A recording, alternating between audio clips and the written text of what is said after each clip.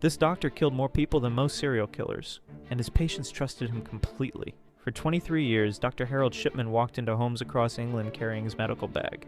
Inside that bag was morphine, enough to kill. Shipman targeted at elderly women living alone. He'd arrive for routine house calls, inject them with lethal doses, then watch them die.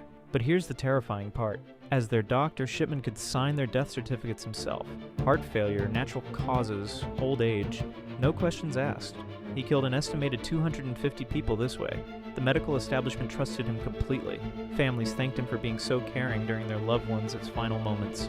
Shipman even forged wills to steal money from his victims. For over 2 decades, nobody suspected the friendly family doctor was systematically murdering his patients.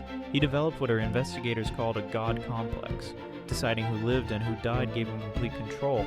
When police finally caught him, they realized something chilling. The man people called when they were dying, when it was often the reason they died,